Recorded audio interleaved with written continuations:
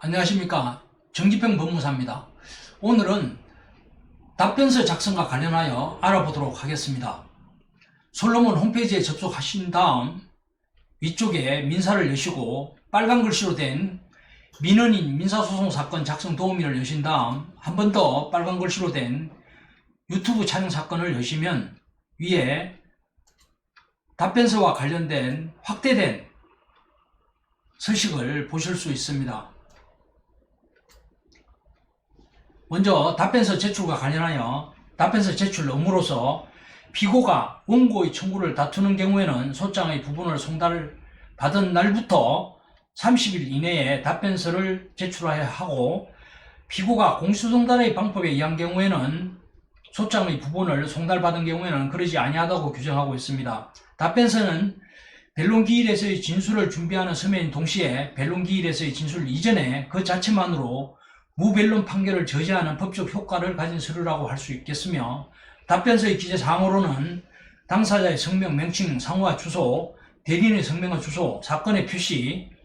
덧붙인 서류의 표시, 작성한 날짜, 법원의 표시, 공격 또는 방어 방법, 상대방의 청구와 공격 또는 방어 방법에 대한 진술, 소장에 기재된 개개의 사실에 대한 인정 여부, 항변과 이를 뒷받치는 구체적 사실, 위 이론 및 이유에 관한 증거 방법, 각호의 사항을 적어야 한다고 규정하고 있으며, 답변서에는 입증이 필요한 사실에 관한 중요한 서점의 사본을 첨부해야 한다고 규정하고 있습니다. 답변서의 제출 방법으로서는 먼저 인터넷 법원을 이용하는 방법으로서 대한민국 전자소송에 접속하신 다음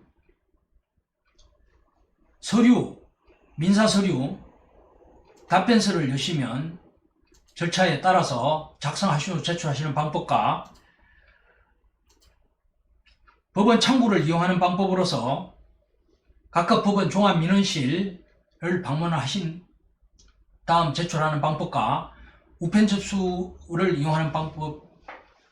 이렇게 세 가지가 있겠습니다. 다음으로 공격과 방어 방법으로서 항변과 부인이 있습니다. 항변은 그렇다 하지만이고 부인은 아니다입니다.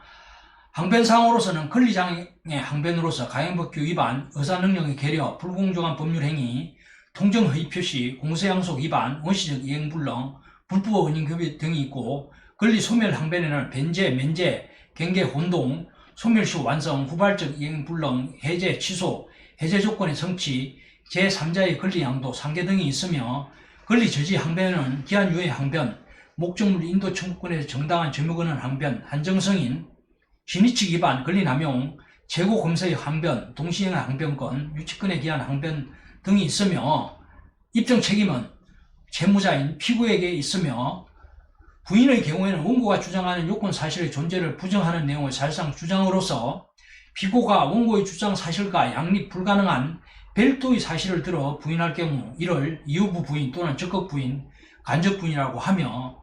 이 경우의 입증 책임은 원고인 채권자에게 있겠습니다. 무변론 판결을 보면 무변론 판결의 대상으로서 답변서 제출 기간 안에 답변서가 제출되지 아니한 사건, 즉 법원은 피고가 제256조 제1항의 답변서를 제출하지 아니한 때는 청구의 원인이 된 사실을 자백한 것으로 보고 변론 없이 판결할 수 있겠습니다.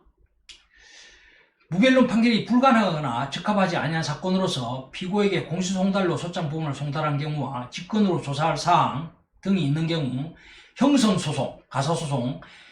행정소송 등 변론주의 원칙에 적용이 일부 배제되는 등 소송 성질상 무변론 판결에 적합하지 아니한 경우 등이 있겠습니다.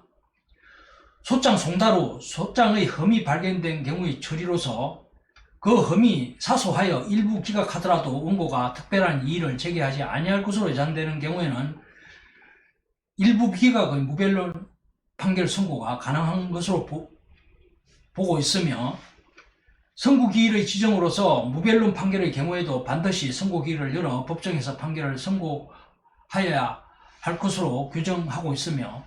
지정된 선고기일의 취소로서 답변서 제출 기한이 지난 후 판결이 선고되기까지 답변서가 제출된 경우에는 무변론 판결을 선고할 수 없으므로 지정된 선고기일을 취소하여야 한다고 규정하고 있습니다. 다음으로 실제 답변서를 작성한 견본 서식을 살펴보면 사건 번호와 원핑고 표시를 하고 대여금에 관한 피고의 기초적인 사실관계를 주장하고 난 다음에 피고의 취금이 어떠하며 결론은 어떠하다라는 식의 피고의 주장을 기재한 후 피고 명의로 기명 날인 후 제출하시면 되겠습니다. 두 번째로 양수금에 관해서도 사건 번호 원피고를 적시하시고 청구 취지, 원고가 주장하는 청구 취지에 대해서 원고의 청구를 기각하는 주장을 하시고 청구 원인의 답변으로서 피고가 주장하는 항변 사항 등을 기재한 다음에 1항, 2항, 3항을 기재 후 관계 증거 자료를 첨부한 다음에 기명 날인 후 관련 법원에 제출을 하시면 되겠고, 임차 보증금 반환의 경우에도 피고는 원고의 청구를 기각하는 청구 취지한 답변과 청구 원인에 대한 항변 사항 등을 기재한 다음에 관련된 입증 자료를 첨부하시고 제출하시면 되겠습니다.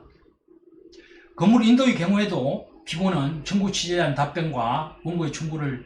기각하고 청구 원인에 대해서 각 항변 사항을 기재한 다음에 피고 명의로 기명 날인 후 관계 법원에 제출하시면 되겠고, 소유권 이전 등기에 관련해서도 사건 번호와 원피고를 표시하고 원고의 청구를 기각한다는 주장과 함께 청구 원인에 대한 항변 사항을 구체적으로 기재한 다음 사건이 계속된 법원에 제출하시면 되겠습니다. 채무부전제 확인에 관해서도 피고는 원고의 청구를 기각하는 것을 구하고 청구 원인에 대한 항변 사항으로서 1항, 2항 또는 3항, 4항에 대한 구체적인 주장 사항을 기재한 다음 5, 6, 7항을 기재한 후 피고 명의로 기명 날인한 다음 사건이 계속된 법원에 제출하시면 되겠습니다. 이상으로